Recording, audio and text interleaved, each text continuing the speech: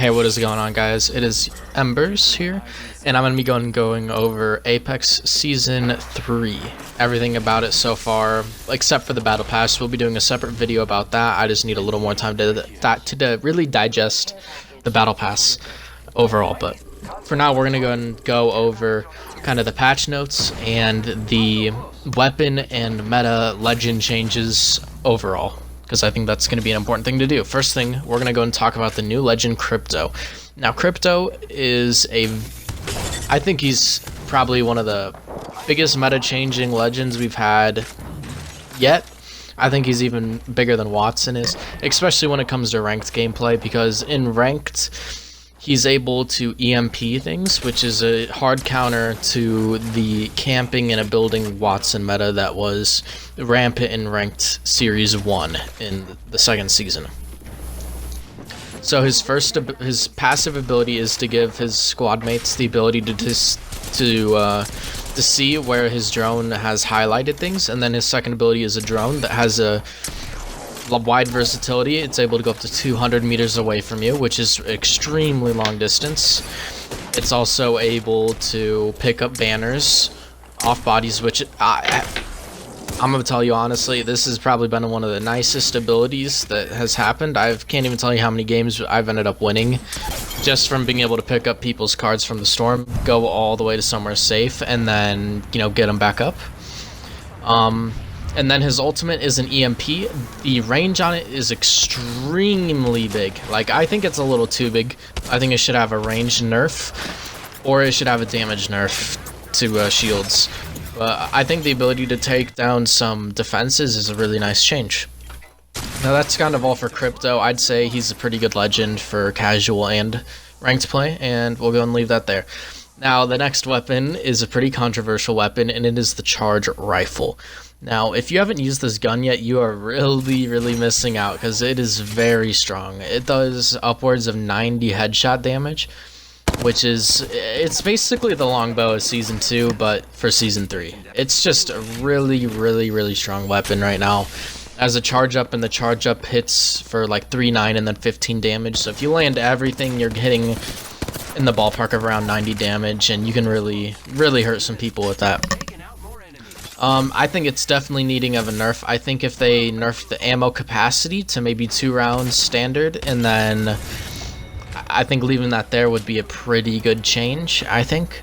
That's just my opinion, though. I'm down to hear any suggestions you guys might have in the comments below. That's also an incentive to go comment. Now we're going to go and talk about some other weapon changes.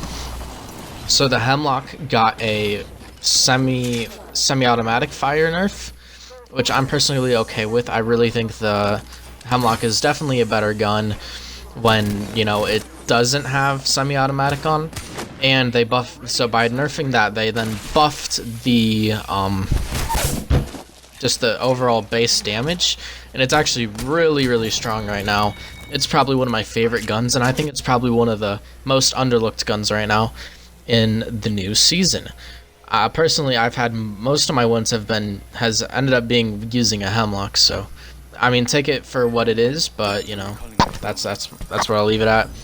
There's 2 new hop-ups. One of them is the Anvil Receiver, which is usable on the flat line, which brings the base damage up to 45 at the cost of fire rate, and it shoots 2 bullets instead of 1. Now, it also goes on the R301, which is a light weapon. It also has the same effect, but instead of doing 45 damage, it does 34, 35, I think. I can't entirely remember. Now we're moving on to the next hop-up, which is the double tap fire up, or it's the double fire. I can't really remember what it's called. And this is available for the G7 Scout, a pretty all-around good weapon. It's nothing like extremely good or anything, but with this hop-up, it can actually just melt people. Especially with the buff that this gun just got to damage. It does about 35 base damage, which is just insane for early game especially. I mean, it's like a 4-shot kill, maybe even 3. So it's really strong, and then when you add that double fire hop up, the automatic kick of the gun just kicks the it kicks the second shot up and it gets a headshot, which does around 60 damage. So you can really deal out damage really fast at the cost of fire rate. Now from the next gun, I think this is probably one of the most underrated guns right now, and that's the EVA 8. And the thing with the EVA 8 is you have to have a blue or a purple shotgun bolt to really make it good with the double fire hop up, or else it just takes way too long to actually fire your second volley, especially if you miss the first one. Then you really feel it. But if you have the purple one on it, it shreds people. I think it definitely is the best shotgun if you have that on it.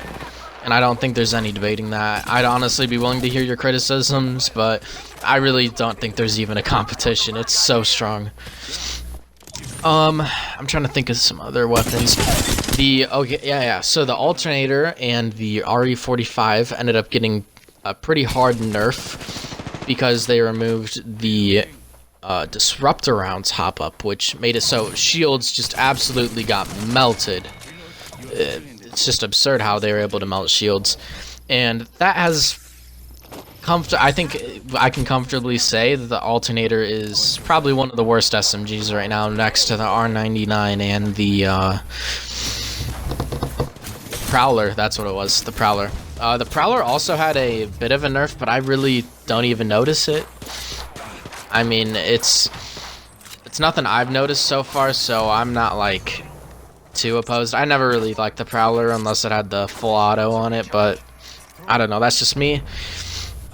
I definitely say probably the best weapons right now are I'd say the R301's still a good one. For SMGs, R99's still pretty alpha weapon. Sniper rifles, definitely the charge rifle by a long shot. LMGs, I'd say the Devotion if you have a turbocharger. If you don't, I'd definitely suggest using the Spitfire. L-Star, I really haven't been able to use it very much because of the poor, just drop rate of it overall. But yeah, honestly, shotguns, I'd give the EVA 8 a shot, especially with that with the new changes, with the new hop up. I'd definitely give it a shot. It's definitely a gun that I'd consider using. Now we're gonna go and talk about legend change. Well, yeah, legend changes in relation to the meta. So for the meta, for ranked at least, it used to be very heavily oriented to a Wattson, Pathfinder, and Wraith, and now I think that has a bit more variation. I think you can still use that, but it's going to be a little more tricky because of Crypto's EMP. I think my perfect loadout would be Crypto, Wraith, and Wattson, because you need to have at least one person to be able to anchor down things, and then one person to transport you safely, and I think Wraith is probably the best for that. The only difference with Wraith and Pathfinder is Pathfinder has more vertical play, which is kind of nice for some of the city areas, arguably. So I think that's definitely the best trio pushing legends, for sure. I mean, Bloodhound and Bangalore definitely did just get some buffs, but I really don't think they're that good overall. Like, I don't know, I'm just not huge fans of them anymore. I used to be a Bloodhound main, but that's just kind of out of the picture now.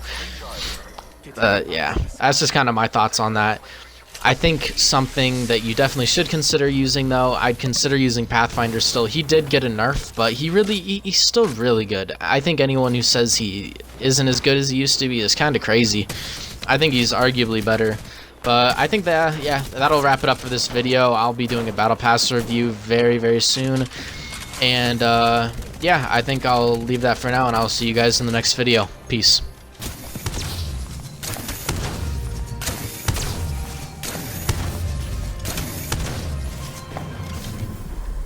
You are the Apex Champions.